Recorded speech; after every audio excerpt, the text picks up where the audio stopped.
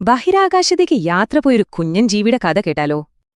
നമുക്കറിയാം, ബഹിരാകാശം ജീവന് ഒട്ടും പറ്റിയൊരിടമല്ല. മിക്കവാറും ഒന്നിനും അവിടെ പിടിച്ചു നിൽക്കാനാവില്ല. അപ്പോ ഒരു സുരക്ഷയുമില്ലാതെ അവിടെ എന്തിനെങ്കിലും പിടിച്ചു നിൽക്കാൻ പറ്റുമോ? ഇതായിരുന്നു ശാസ്ത്രജ്ഞരുടെ സംശയം.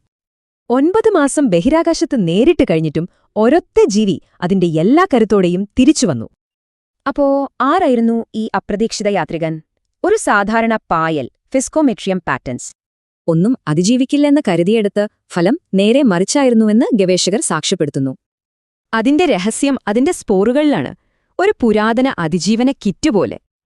അതികഠിനമായ അൾട്രാവയലറ്റ് രശ്മികൾ നേരിട്ടിട്ടും 86% സ്പോറുകളും മുളച്ചുപൊന്തി.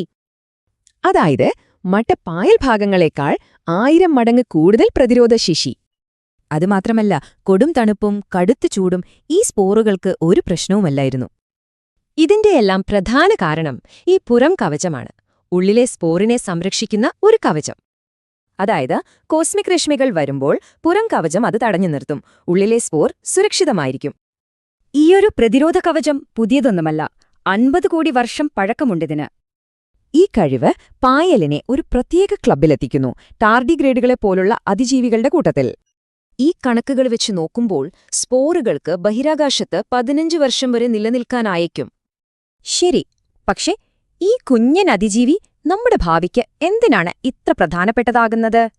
ചൊവ്വയിലും ചന്ദ്രനിലും കൃഷി തുടങ്ങാനും മണ്ണുണ്ടാക്കാനും ഓക്സിജൻ ഉൽപ്പാദിപ്പിക്കാനും ഇത് സഹായിച്ചേക്കാം.